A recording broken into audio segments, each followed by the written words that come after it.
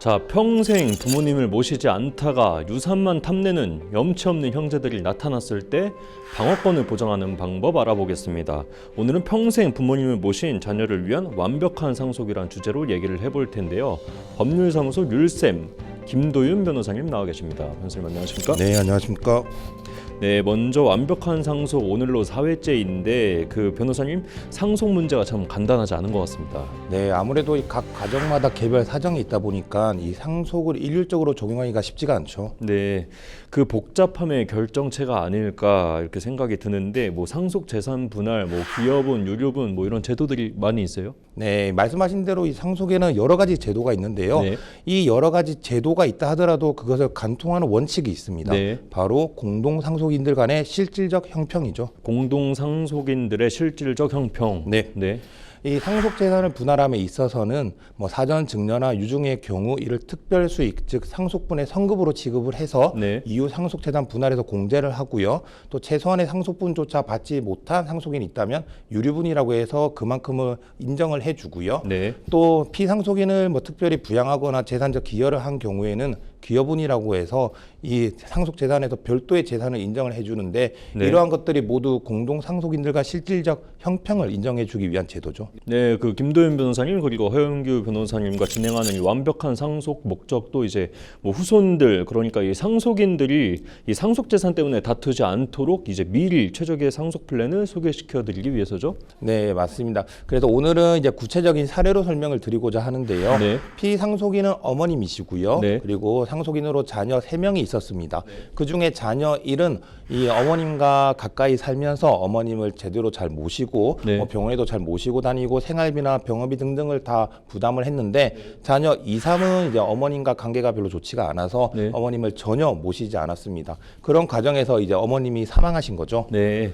그럼 이제 자녀 1, 2, 3이 이제 공동 상속인이 될 텐데 네. 그러면 이제 법정 상속분은 이제 3분의 1씩 다 동일하게 되는 네, 거고요. 네. 그렇게 되면 이제 불공평한데요. 이 자녀 1이 평생 어머님을 모시고 살았고 또 부양도 했고 경제적으로 뭐 실질적으로 지원까지 했는데 이 다른 형제가 동일하게 상속 재산을 받는다면 좀 불공평할 것 같은데요. 네, 맞습니다. 사실 이런 사례의 극단적인 부분이 바로 일명 구하라법이나 네. 뭐 상속권 상실 제도인데요. 네. 피상속인에 대해서 부양 의무를 전혀 이행하지 않은 상속인에 대해서는 상속을 해주면 안 된다라는 점이죠. 예. 하지만 이 제도가 아직 국회에서 통과가 되지 않았기 때문에 현재로서는 부양 의무를 했든 안 했든 상관없이 자녀라면 당연히 상속을 받게 되고요. 네. 그래서 이 세 자녀가 동일하게 3분의 1씩 상속을 받게 되는데 네. 사실 뭐 어떻게 보면 공평해 보이지만 구체적인 사실관계를 들여다보면 전혀 공평하지가 않죠. 네. 여기에서 상속법의 대원칙인 공동상속인 간의 실질적 형평을 고려하게 됩니다. 네.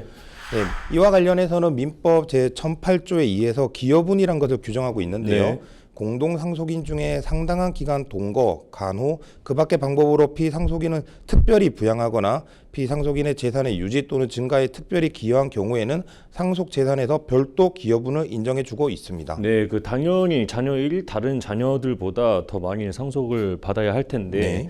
그런데 여기서 좀 더 나아간 경우를 좀 얘기를 좀 해보겠습니다. 이 돌아가신 부모님이 물려줄 유산으로 집이나 땅 같은 부동산이 있었다고 좀 가정을 해보고요. 네. 앞서 이제 예시를 보면은 자녀 2와 3은 부모님을 제대로 모시지 않았어요. 그리고 부모님이 남긴 유산인 이 부동산을 형성하는 것도 자녀 1이 사실상 완전히 기여.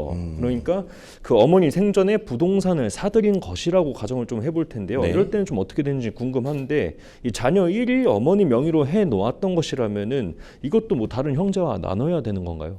만약에 자녀 1이 이제 어머니 명의의 부동산을 형성하는데 네. 100% 지원을 했다. 네. 이제 자녀 1이 그 부동산을 사들였다. 그리고 실질적으로 그 부동산을 관리했다고 하면 이는 명의 신탁의 문제가 되는데요. 네. 명의 신탁된 재산은 이 자녀 1이 어머님에 대해서 명의 신탁을 해지하고 소유권을 받아오면 됩니다. 네. 그러면은 그 상속 재산에서 제외가 되게 되죠. 예, 그 평생 부모님을 모시고 산 자녀에게 그 부모님이 또 부양 대가로 상속 재산을 뭐 증여하거나 유증했다면은 뭐 이런 경우에는 또 어떻게 되는지 좀 궁금합니다. 있습니다. 사실 그런 사례가 많은데요. 네. 이게 참 어머님이나 아버님이 좋은 뜻에서 그렇게 하시는데 네. 이게 나중에는 억울한 일이 생길 수가 있습니다. 네. 네, 피상속인이 생전, 증여나 유증을 통해서 다른 공동 상속인의 최소한의 상속분이라고 하는 유류분을 침해하게 되면 네. 그 다른 상속인이 유류분 반환 청구를 할 수가 있는데요.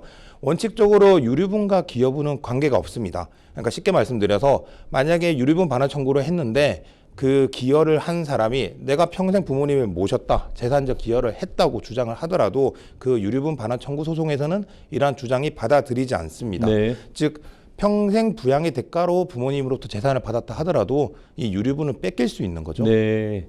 그 오히려 이 부모님이 이제 보답으로 준 이 재산이 효자나 뭐 효녀에게 더 억울한 상황을 좀 만들 수도 있을 것 같습니다. 네, 그렇습니다. 이게 유류분과 기여분의 관계 때문에 그런데요. 네. 다만 말씀드린 것처럼 이 대법원은 공동 상속인 간의 실질적 형평을 가장 중요시하기 때문에 이러한 경우에 이제 구체적인 상속에 있어서 조금 변형을 하고 있습니다. 네. 실제 판례를 보면 상속인에 대한 생전 증여가 피상속인을 특별히 부양하거나 기여한 것에 대한 대가의 의미로서 이를 단순히 상속분의 성급으로 지급하는 경우 오히려 공동 상속인 사이의 실질적인 형평을 해치는 결과가 초래되는 경우에는 그 생전 증여를 특별 수익에서 제외할 수 있다고 판시하면서요. 피상속인에 대해 특별한 부양이나 기여한 상속인에 대해서 그 증여를 상속분의 성급으로 보지 않고 있습니다. 네, 그 변호사님 한 가지 더 여쭤보겠습니다. 이 부모님이 자신을 평생 모시고 이 자신의 재산 기여에 형성한 자녀에게 증여나 유증을 했고 그 대법원이 이를 특별 수익에서 제외를 했다면 어떻게 되는지 좀 궁금한데 이 부모를 외면했던 자녀들의 유류분은 어떻게 되는 거죠? 네, 말씀드린 대로 특별 수익으로 인정이 되지 않는다면 부모를 부양하지 않은 자녀들 입장에서는 유류분 반환 청구를 할 수 없게 됩니다. 네. 그리고 이러한 것이 사실상 사회 통념이나 신의 측에 맞는 결론이겠죠. 네. 자, 형제간 을가 상하지 않으려면 무엇보다 내가 정말 부모님을 잘 모셨는가, 그리고 내가 유산을 받을 자격이 진짜 있는가 먼저 스스로 돌아보는 것이 가장 좋은 방법이자 의무가 아닐까 싶습니다.